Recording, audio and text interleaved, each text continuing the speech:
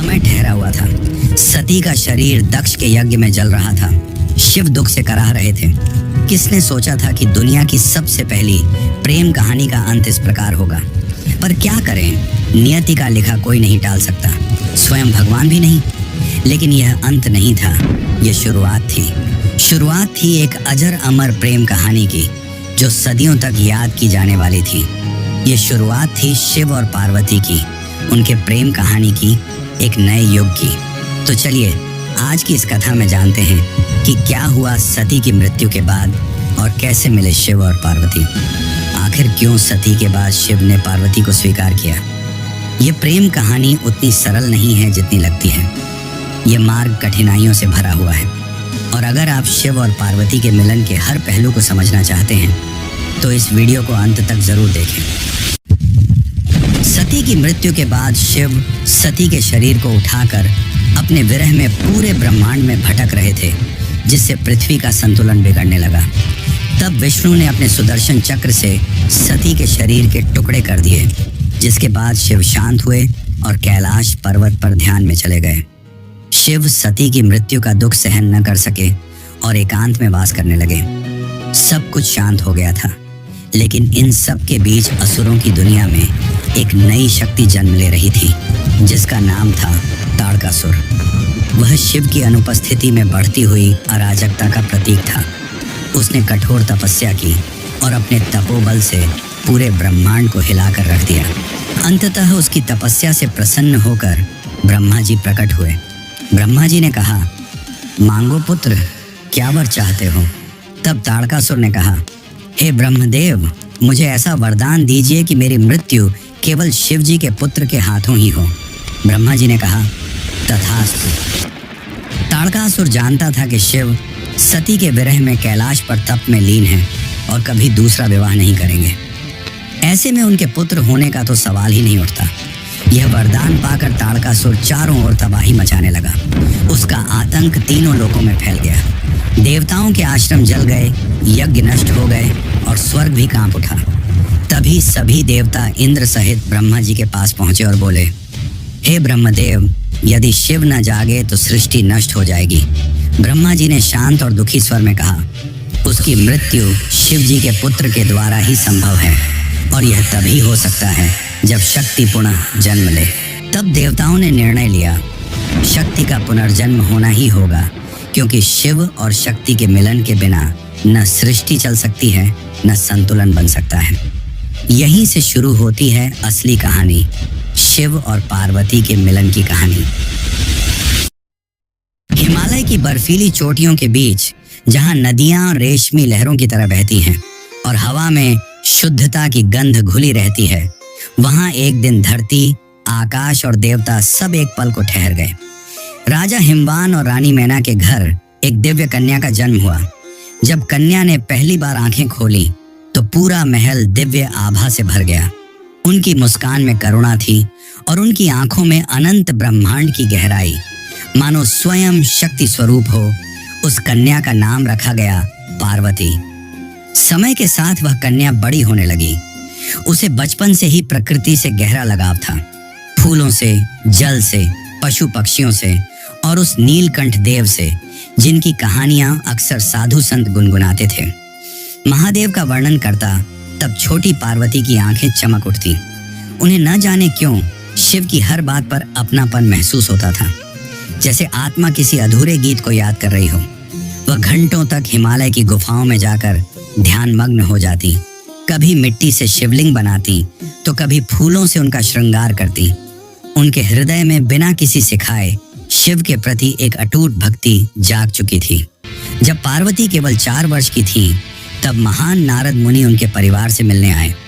अपनी प्यारी बेटी का भविष्य जानने के लिए उत्सुक हिमावन ने नारद मुनि से पार्वती की हथेली पढ़ने और यह बताने का अनुरोध किया कि नियति ने उसके लिए क्या रखा है। नारद ने जो खुलासा किया वह विस्मयकारी और परेशान करने वाला दोनों था। उन्होंने भविष्यवाणी की थी कि पार्वती एक आदर्श महिला बनेंगी, लोगों द्वारा पूजी जाएंगी तथा अनुग्रह और सद्गुण के प्रतीक के रूप में पूजी जाएंगी। हालांकि एक अशुभ भविष्यवाणी थी जिसने हिमावन को बहुत परेशान कर दिया। पार्वती का भावी पति कोई ऐसा व्यक्ति होगा जो परित्यक्त स्थानों पर रहता होगा, अजीब आभूषणों और चिथड़ों में लिपटा होगा। वह शाही कपड़ों से सुशोभित नहीं होगा और उसकी उपस्थिति ही दुनिया के लिए पहचानने योग्य नहीं होगी। यह सुनकर रानी मैना का चेहरा फीका पड़ गया। क्या मेरी बेटी उस त्यागी से विवाह करेगी? नारद मुस्कुराए। माता, आप उन्हें त्यागी कहती हैं, पर वे ही सृष्टि के अधिपति हैं। यह मिलन केवल विवाह नहीं होगा, यह ब्रह्मांड के संतुलन का पुनर्जन्म होगा। उस दिन से पार्वती के जीवन का लक्ष्य स्पष्ट हो गया।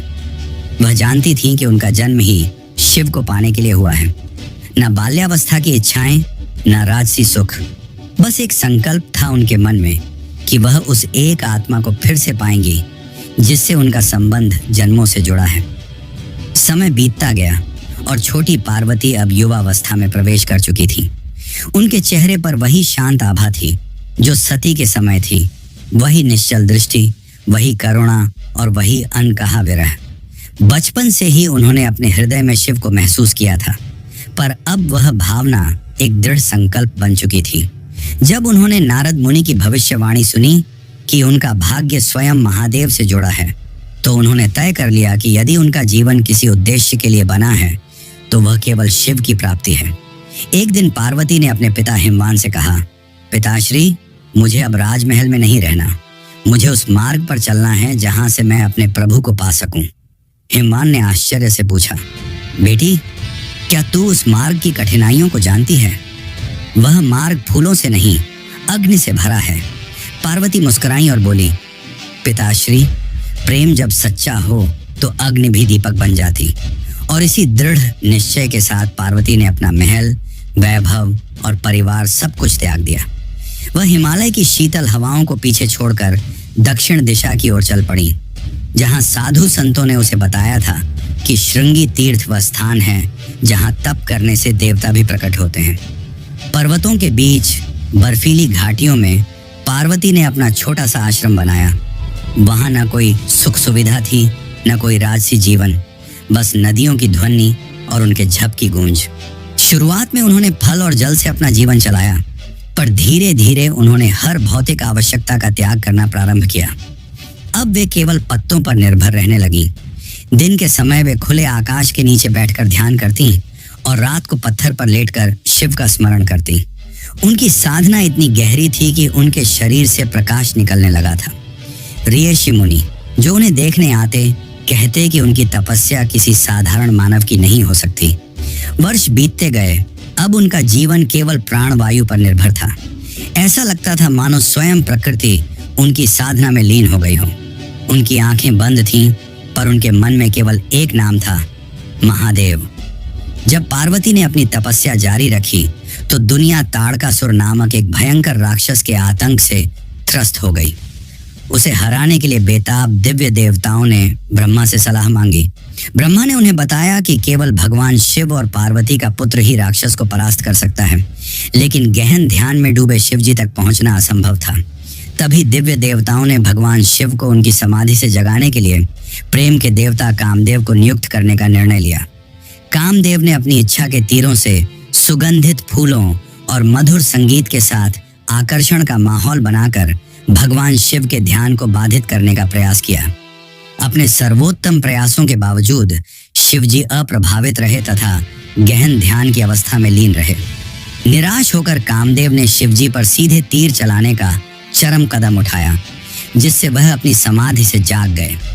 कई वर्षों में पहली बार भगवान शिव ने अपनी आंखें खोली और जैसे ही उन्हें घुसपैठ का एहसास हुआ, उन्होंने उग्र ऊर्जा की चमक में अपनी तीसरी आंख खोली और कामदेव को नष्ट कर दिया। उसी क्षण कामदेव की पत्नी रति भगवान शिव के चरणों में गिर पड़ी और अपने पति के जीवन की भीख मांगने लगी। शिवजी हालांकि कठोर थे, नरम पड़ गए और कामदेव को एक वरदान दिया, वह जीवित रहेंगे लेकिन बिना शरीर के। तब से कामदेव निराकार अस्तित्व में हैं। इन सब के बाद ब्रह्मा, विष्णु और सभी देव कैलाश पहुंचे। ब्रह्मा ने शिवजी से शांत स्वर में कहा, हे महादेव, शक्ति फिर से जन्म ले चुकी है। वही शक्ति जो आपको समर्पित है, वह तप में लीन है और उसका संकल्प पूरे ब्रह्मांड को जला सकता है। केवल आपका स्नेह ही उसकी अग्नि को शांति दे सकता है। शिव ने कुछ पल मौन रहकर उत्तर नहीं दिया, पर उनके भीतर कुछ हिल चुका था। हजारों वर्षों की समाधि में पहली बार उन्होंने अपने हृदय में उस कंपन को महसूस किया, वही जो कभी सती के नाम से गूंजता था। अब समय आ गया था शिव और पार्वती के मिलन का, पर यह इतना भी आसान नहीं था। अब पार्वती को अपना प्रेम साबित करना था। तो चलिए अब जानते हैं कि क्या हुआ जब शिवजी उनके सामने गए और कुछ ऐसा पूछा जिसने पार्वती को भी चकित कर दिया। लेकिन उससे पहले अगर आपको वीडियो अच्छी लग रही है तो इसे लाइक करके कमेंट में हर हर महादेव जरूर लिखें। श्रृंगी तीर्थ की गहरी घाटियों में जहां पार्वती अब भी तप में लीन थी, शिव अब जाग चुके थे। पर क्या वे पार्वती को तुरंत स्वीकार करेंगे? क्योंकि सती के जाने के बाद शिव जी दोबारा विवाह नहीं करना चाहते थे, परंतु देवताओं की विनती पर वो एक बार के लिए सोच में पड़ गए और उन्होंने पार्वती की परीक्षा लेने की सोची। वो एक साधु के रूप में पार्वती के सामने पधारे। पार्वती ध्यान में लीन थी, तभी उनके सामने वह साधु पधारे और कहा, माँ कुछ भिक्षा मिलेगी? पार्वती ने अपनी आंखें खोली और करुणा भरी स्वर में कहा, मुनिवर, जो भी मेरे पास है वह आपका ही है। साधु ने मुस्कुराते हुए कहा, सुना है तुम तप कर रही हो किसी औघड़ योगी के लिए। पार्वती ने शांत स्वर में उत्तर दिया, हाँ, वही मेरे आराध्य हैं, वही मेरे जीवन का उद्देश्य। साधु हंस पड़े और कहा, अरे कन्या, तुम इतनी सुंदर, इतनी शालीन और उस योगी के लिए तप कर रही हो जो श्मशान में रहता है, जो भस्म रमाता है, जो सांपों को गले में डालता है, जो धन, वैभव और सुख से दूर भागता है। वह तुम्हारे योग्य नहीं। तुम किसी राजकुमार के योग्य हो, किसी देव के योग्य हो, न कि उस त्यागी के। क्षण भर को वायु थम गई। पार्वती की आंखें बंद थीं, पर चेहरा दृढ़ हो गया। उन्होंने धीरे से उत्तर दिया, मुनिवर, आप उस औघड़ को नहीं जाना। वही मृत्यु से परे है, वही सृष्टि का आरंभ है। वह भस्म रमाता है क्योंकि वह अहंकार को जलाकर शुद्ध करता है। वह श्मशान में रहता है क्योंकि उसे जीवन और मृत्यु का भय नहीं। वही योगी, वही त्यागी मेरा सर्वस्व है। संसार उसे त्यागा हुआ कहता है, पर मैं उसे सृष्टि का धड़कता हृदय मानती हूँ। मुनिवर हंस पड़े और कहा कि अगर उसने तुम्हें स्वीकार नहीं किया तो? पार्वती की आंखों से करुणा बह निकली, पर स्वर पहले से भी स्थिर था और पार्वती ने शांत स्वर में कहा कि प्रेम में स्वीकृति या अस्वीकृति नहीं होती, केवल समर्पण होता है। मैं उन्हें पाने के लिए नहीं, उन्हें महसूस करने के लिए जन्मी हूँ। यदि मेरा प्रेम सच्चा है तो उन्हें जागना ही होगा, क्योंकि शिव भी बिना शक्ति के अधूरे हैं। साधु उनकी यह बातें सुनकर मौन रह गया और उन्हें एहसास हुआ कि यही सती का पुनर्जन्म है। जिसके बाद वे अपने असली रूप में आए और मुस्कुराते हुए कहा, देवी, तुम्हारा प्रेम और भक्ति असली है। तुमने मुझे पाने की नहीं, समझने की साधना की है। मैं तुम्हें अपनी अर्धांगिनी के रूप में स्वीकार करता हूँ। पार्वती की आंखों में आंसू थे और चेहरे पर मुस्कान। उन्होंने हाथ जोड़कर शिवजी को प्रणाम किया। हजारों सालों बाद आज फिर वह पल आया था जब ब्रह्मांड शिव के प्रेम का साक्षी बन रहा था। लेकिन अब भी इस कहानी का आखिरी पड़ाव बाकी है और वो है शिव और पार्वती का विवाह। श्रृंगी तीर्थ की वह कथा अब पूरे ब्रह्मांड में फैल चुकी थी। हर लोक में यह चर्चा थी कि हिमवान की पुत्री पार्वती ने अपने तप से स्वयं महादेव को प्रसन्न कर लिया है। देवता प्रसन्न थे और दिशाएं भी गूंज उठी थीं कि शक्ति फिर से शिव के पास लौट आई है। जब यह समाचार हिमालय पहुंचा तो वहां उत्सव जैसा माहौल था, पर इस आनंद के बीच एक चेहरा चिंतित था, राजा हिमावन का। रानी मैना बोली, स्वामी, हमारी बेटी को वह प्राप्त हुआ जिसे पाने के लिए वह कई वर्षों से तप कर रही थी, तो अब तो सब कुछ शुभ ही होगा। हिमावन ने गहरी सांस ली। उनकी आंखों में चिंता थी। मैना, मैं प्रसन्न हूँ, पर मन में एक भय भी है। जिस महादेव को सृष्टि विनाशक कहती है, जो भस्म रमाते हैं, जो श्मशान में रहते हैं, क्या वे हमारी कोमल कन्या के योग्य होंगे? क्या वह गृहस्थ जीवन निभा पाएंगे? हवा में मौन छा गया। हिमालय की बर्फीली चोटियां भी मानो उनकी चिंता को सुन रही थी। वे पिता थे और पिता का हृदय प्रेम से भरा होता है, पर उसमें डर भी होता है। उसी समय महल में एक तेजस्वी ऋषि का आगमन हुआ, ऋषि वशिष्ठ। उनके साथ कुछ देवगण भी थे। ब्रह्मा, विष्णु और कुबेर, पूरा महल उनकी आभा से आलोकित हो उठा। हिमावन ने चरणों में प्रणाम किया। स्वागत है महर्षि, किस कारण आप पधारे हैं? वशिष्ठ ने मुस्कुराते हुए कहा, राजन, हमें पता चला है कि आप अपनी पुत्री के विवाह को लेकर चिंतित हैं, पर जान लीजिए यह कोई सामान्य विवाह नहीं, यह ब्रह्मांडीय संयोग है। यह मिलन केवल दो आत्माओं का नहीं, बल्कि सृष्टि के दो मूल तत्वों का संगम है, शिव और शक्ति का पुनर्मिलन। हिमावन ने धीमे स्वर में कहा, महर्षि, मैं जानता हूं कि महादेव सृष्टि के स्वामी हैं, पर उनका जीवन तपस्या में बीतता है। क्या ऐसी विरक्ति मेरी पुत्री के लिए उपयुक्त होंगे? ब्रह्मा ने आगे बढ़कर कहा, राजन, शिव का त्याग ही उनकी महिमा है। जो सब कुछ छोड़कर भी सबका रक्षक है, वही सच्चा स्वामी है। वह भस्म नहीं रमाते, वह मोह को जलाते हैं। वे श्मशान में नहीं रहते, वे मृत्यु पर विजय का प्रतीक हैं। तुम अपनी चिंता छोड़ो, क्योंकि यह विवाह स्वयं नियति ने लिखा है। विष्णु ने मुस्कुराते हुए कहा, राजा हिमावन, याद रखो, जब शिव और शक्ति एक होते हैं तभी ब्रह्मांड संतुलित होता है। उनके मिलन से ही तारकासुर का अंत संभव होगा और सृष्टि पुनः अपने मार्ग पर लौटेगी। कुबेर ने आगे कहा, और यदि तुम्हें चिंता है कि तुम्हारी पुत्री किसी निर्धन से विवाह कर रही है, तो जान लो, शिव ही मेरे स्वामी हैं, जिनके नाम से संपत्ति का अर्थ भी पवित्र हो जाता है। वे त्याग में भी संपूर्ण हैं और तप में भी राजसी। जब वे चाहें तो समस्त ब्रह्मांड उनके चरणों में रख सकता हूँ। राजा हिमावन मौन खड़े रहे। उनकी आंखों में अब भय नहीं, श्रद्धा थी। उन्होंने धीरे से कहा, तो यह निश्चय है, यह विवाह केवल मेरी पुत्री का नहीं, सृष्टि की स्थिरता का है। वशिष्ठ ने सिर झुकाकर कहा, बिल्कुल, और इस विवाह का शुभ मुहूर्त भी तय हो चुका है। जिस दिन रोहिणी नक्षत्र और बुध एक साथ मिलेंगे, उसी दिन यह ब्रह्मांडीय युगल एक होगा। उस दिन को देवता भी पावन मानेंगे और वही दिन महाविवाह के रूप में सृष्टि में अंकित रहेगा। अब चालू होने वाला है शिव और पार्वती का विवाह, पर उससे पहले शिव जी अपनी बारात लेकर आएंगे और उनकी बारात को देखकर जो हुआ उसे जानकर आप भी चौंक जाएंगे। तो चलिए अब जानते हैं आगे की कथा, लेकिन उससे पहले अगर आपको वीडियो अच्छी लग रही है तो इसे अपने मित्रों और रिश्तेदारों को भी जरूर शेयर करें। विवाह की तिथि निश्चित हो चुकी थी। शिव जो सदियों से मौन थे, अब अपने विवाह की तैयारी में थे, पर यह तैयारी संसार जैसी नहीं थी। महादेव ने अपनी जटाओं से गंगा को प्रवाहित किया, अपने शरीर पर भस्म रमाई और नागों को गले में धारण किया। उनके माथे पर त्रिपुंड भभूति चमक रही थी।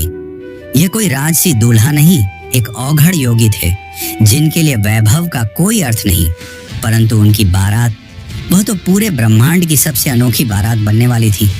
चारों दिशाओं से विचित्र प्राणी आने लगे। कोई भूत था, कोई प्रेत, कोई योगी, कोई सिद्ध, कोई नग्न था, कोई राख से ढका, कोई डमरू बजा रहा था तो कोई चिल्ला रहा था, हर हर महादेव। गंधर्वों के गीतों में अघोरियों के नृत्य घुल गए थे। शंख, डमरू, मृदंग और तांडव की ध्वनियां मिलकर एक अकल्पनीय लय बना रही थी। स्वयं विष्णु और ब्रह्मा बारात में सम्मिलित हुए। यह एक ऐसी बारात थी जिसमें देवता भी थे और दानव भी, क्योंकि शिव सबके हैं, किसी वर्ग के नहीं। बारात जब हिमालय की ओर चली तो आकाश रंगों से भर गया। पुष्पों की वर्षा हो रही थी, पर्वत झूम रहे थे और चारों ओर केवल एक ही नाम, बोलो बम बम भोले। लेकिन जैसे ही यह अनोखी बारात हिमावन के महल के समीप पहुंची, वहां का दृश्य कुछ और था। महल में मंगल गीत गूंज रहे थे, स्त्रियां आरती की थाल सजाए खड़ी थीं, पर जब उन्होंने शिव की बारात देखी, उनके चेहरों से रंग उड़ गए। भस्म रमाए भूत, कंकालों की माला पहने प्रेत और विचित्र रूपों वाले योगी, यह दृश्य भयावह था। मीना देवी का चेहरा पीला पड़ गया। उन्होंने घबराकर कहा, स्वामी हिमावन, ये कैसी बारात है? क्या यही वह वर है जिसके लिए हमारी पुत्री ने तप किया? रानी मीना की आंखों में भय था। उन्हें लगा यह कोई विवाह नहीं, कोई प्रलय आने वाला है। वह कांपते स्वर में बोली, मैं अपनी बेटी को ऐसे वर के हाथों नहीं सौंप सकती। ये तो देव नहीं, मृत्यु का रूप है। पार्वती शांत थी, उनके चेहरे पर एक गहरी मुस्कान थी। वे आगे बढ़ी और अपनी माँ के हाथ पकड़ते हुए बोली, माता, आप उन्हें उनके रूप से मत आंकिए। भस्म उनकी साधना है, श्मशान उनका ध्यान स्थल। वह किसी को डराने नहीं आए। वह स्वयं मृत्यु को भी जीवन देना जानते हैं। यही मेरे प्रभु हैं, सरल परंतु अनंत। उनकी वाणी में ऐसी शांति थी कि मीना के मन का भय पिघलने लगा। तभी पार्वती ने धीरे से कैलाश की दिशा में देखा और विनम्रता से कहा, प्रभु, आपकी बारात तो दिव्यता से भरी है, परंतु मेरी माता का हृदय भय से कांप रहा है। क्या आप अपने उस रूप में आ सकते हैं जिसे संसार देख सके? शिव ने मुस्कुराकर अपनी आंखें बंद की। एक पल के मौन के बाद जब उन्होंने उन्हें खोला तो समूचा वातावरण बदल गया। राख झरने लगी, नाग झुक गए और भूत प्रेतों का हाहाकार एक मधुर स्वर में बदल गया। अब वहां खड़े थे सुंदर मूर्ति महादेव, गले में पुष्प मालाएं, माथे पर चंद्र की कोमल ज्योति, तन पर रेशमी वस्त्र और मुस्कान में शांति का सागर। उनके दिव्य रूप को देखकर सब लोग विस्मित रह गए। रानी मीना की आंखों में आंसू थे, भय के नहीं, श्रद्धा के। उन्होंने हाथ जोड़ लिए। प्रभु, अब मैं समझी, यही ब्रह्मांड के स्वामी हैं, यही मेरी पुत्री के योग्य हैं। शिव ने स्नेह भरी दृष्टि से पार्वती की ओर देखा और कहा, देवी, तुम्हारे प्रेम ने मेरे अघोर को भी सुंदर बना दिया। देवगण, सिद्ध, योगी, गंधर्व सब एक साथ एक ही स्थान पर एकत्र हुए। स्वर्ग, पृथ्वी और पाताल तीनों लोग उस क्षण एक हो गए थे। कोई शत्रु नहीं, कोई भय नहीं। राजा हिमावन ने विशाल सभा सजवाई थी। सुवर्ण कलशों में गंगा जल भरा गया। वेदों के मंत्रों की ध्वनि पूरे वातावरण में गूंज रही थी। स्वयं ब्रह्मा ने आचार्य बनकर विवाह का विधान आरंभ किया। उनका स्वर गंभीर परंतु मधुर था। ओम पार्वत्यै शिवाय नमः। विष्णु ने आगे बढ़कर कन्यादान किया। यह कोई साधारण क्षण नहीं था। स्वयं सृष्टि का पालक अपनी ही ऊर्जा का दान कर रहा था सृष्टि के संहारक को, ताकि सृजन, पालन और संहार का संतुलन फिर से स्थिर हो सके। विष्णु ने कहा, हे प्रभु, आज मैं आपको वह प्रदान करता हूं जो इस ब्रह्मांड की आत्मा है। पार्वती केवल मेरी बहन नहीं, बल्कि वह शक्ति है जिसके बिना सृष्टि अधूरी है। उन्हें स्नेह दो, क्योंकि यही प्रेम ब्रह्मांड को जीवित रखता है। शिव ने दोनों हाथ जोड़कर उत्तर दिया, नारायण, मैं वचन देता हूं कि जिस शक्ति ने मुझे जागृत किया उसे मैं अपने अस्तित्व का आधा भाग बनाऊंगा। ब्रह्मा ने अंतिम मंत्रोच्चारण किया और उसी के साथ यह भव्य विवाह संपन्न हुआ। जैसे ही विवाह संपन्न हुआ, सभी भूत, प्रेत, देवता, ऋषि, राक्षस सबने एक साथ जय घोष किया, हर हर महादेव। उस क्षण ब्रह्मांड स्थिर हो गया। समय मानो एक पल के लिए रुक गया था, क्योंकि शिव और शक्ति अब एक थे। इस एकत्व ने सृष्टि को नया संतुलन दिया। वही ऊर्जा जो पहले विरह में विकृत हो रही थी, अब प्रेम में परिवर्तित हो गई थी। देवताओं ने ब्रह्मा से पूछा, प्रभु, अब क्या होगा? ब्रह्मा मुस्कुराए, अब ब्रह्मांड फिर से अपना मार्ग पाएगा। इस दिव्य मिलन से जो शक्ति उत्पन्न होगी, वही एक दिन तारकासुर का अंत करेगी। वही बालक जो इन दोनों की ऊर्जा से जन्मेगा, देवताओं का रक्षक बनेगा, कार्तिकेय। लेकिन यह अंत नहीं था। शिव और पार्वती के विवाह के बाद दोनों शांति और प्रेम से थी और प्रेम कैलाश में वास करने लगे।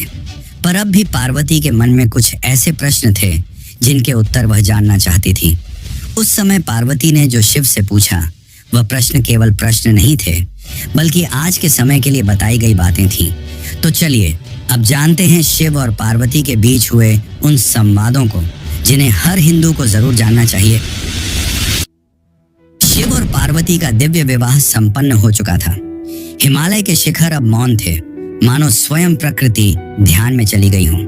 विवाह के उत्सव के बाद जब सब लोग अपनी अपनी दिशा लौट गए, तब कैलाश पर्वत फिर से शांत हो गया। वही श्वेत बर्फ, वही ठंडी हवाएं, पर अब उसमें एक नई आभा थी, क्योंकि अब उस पर्वत पर विराजमान थे शिव और शक्ति एक साथ, सृष्टि के दो शाश्वत पक्ष जो अब एक दूसरे में विलीन हो चुके थे। रात्रि का समय था। चंद्रमा अपनी कोमल रोशनी से कैलाश की चोटियों को नहला रहा था। पार्वती शिव के समीप बैठी थी। कुछ क्षण मौन रहा, वह मौन जो शब्दों से भी गहरा था। फिर पार्वती ने धीरे से पूछा, प्रभु, यह सब जो हुआ, मेरा जन्म, मेरी तपस्या, हमारा मिलन, क्या यह सब नियति थी या आपने ही इसे रचा? शिव मुस्कुराए। उनकी आंखों में वह करुणा थी जो केवल सृष्टिकर्ता में होती है। उन्होंने कहा, देवी, सृष्टि में कुछ भी आकस्मिक नहीं होता। जो बीज ब्रह्मांड में बोया जाता है वह समय आने पर फलता ही है। सती का देह त्याग, तुम्हारा पुनर्जन्म, तुम्हारी तपस्या, यह सब पूर्व नियोजित था। ये मेरी नहीं, हमारी लीला थी। क्योंकि शक्ति के बिना शिव निस्तेज हैं और शिव के बिना शक्ति दिशाहीन। पार्वती ने विस्मय से देखा, तो क्या यह सब ब्रह्मांड की योजना थी? शिव बोले, हाँ, क्योंकि सृष्टि का चक्र तभी चलता है जब प्रेम और ज्ञान साथ हों। तुम प्रेम की ज्योति हो और मैं ज्ञान का शून्य। जब प्रेम ज्ञान से मिलता है तभी सृष्टि उत्पन्न होती है। यही रहस्य ब्रह्मांड का हृदय है। वह उठे और आकाश की ओर देखते हुए बोले, देखो देवी, ये तारे, ये ग्रह, ये तत्व सब एक ही ऊर्जा से बने हैं जो शक्ति है, पर उन्हें संचालित करने वाला जो मौन है वह शिव है। दोनों के बिना कोई अस्तित्व नहीं। जो इसे समझ लेता है वही मुक्त होता है। पार्वती ने विनम्रता से कहा, प्रभु, तो क्या यही कारण है कि आप मृत्यु में निवास करते हैं और मैं जीवन में? शिव ने धीरे से मुस्कुराते हुए उत्तर दिया, हाँ, क्योंकि मृत्यु और जीवन दो नहीं हैं, एक ही सत्य के दो रूप हैं। एक अंत का अनुभव करता है, दूसरा आरंभ का। और जब यह समझ आ जाती है कि दोनों एक ही हैं, तभी मोक्ष होता है। शिव ने पार्वती की ओर देखा और कहा, देवी, यही ज्ञान एक दिन मनुष्यों को मिलेगा। जब मन की लहरें शांत होंगी तब आत्मा यह सत्य देखेगी कि बाहर कुछ नहीं, सब भीतर ही है। यही विज्ञान भैरव तंत्र का बीज है जो एक दिन संसार को बताएगा कि ध्यान, प्रेम और शून्यता सब एक ही द्वार की ओर ले जाते हैं। पार्वती की आंखों में आंसू थे, पर वे आंसू आनंद के थे। उन्होंने कहा, प्रभु, मैं चाहती हूँ कि यह ज्ञान केवल देवताओं तक सीमित न रहे, यह हर जीव तक पहुँचे, ताकि मनुष्य जान सके कि प्रेम ही परम सत्य है। शिव ने उत्तर दिया, और वही होगा देवी। मैं यह ज्ञान तुम्हारे माध्यम से प्रकट करूंगा। जब तुम प्रश्न करोगी मैं उत्तर दूंगा, और उन्हीं प्रश्नों से जन्म लेंगे शिव सूत्र, जो सृष्टि के सबसे गूढ़ रहस्यों का मार्गदर्शन बनेंगे। उस रात शिव और पार्वती के बीच का संवाद केवल दो आत्माओं के बीच नहीं था, वह संवाद था ब्रह्मांड और उसकी चेतना के बीच। वह रात्रि कभी समाप्त नहीं हुई, क्योंकि उसके शब्द आज भी गूंजते हैं मंदिरों के घंटों में, ऋषियों की ध्यानस्थता में, और हर उस हृदय में जो सच्चे प्रेम और ज्ञान की खोज में है। और तभी आकाश में एक आहट हुई। मंद स्वर में वही मंत्र गूंजा जो ब्रह्मांड का शाश्वत सत्य है, शिवोहम शक्ति रस में। मैं ही शिव हूँ और मैं ही शक्ति हूँ।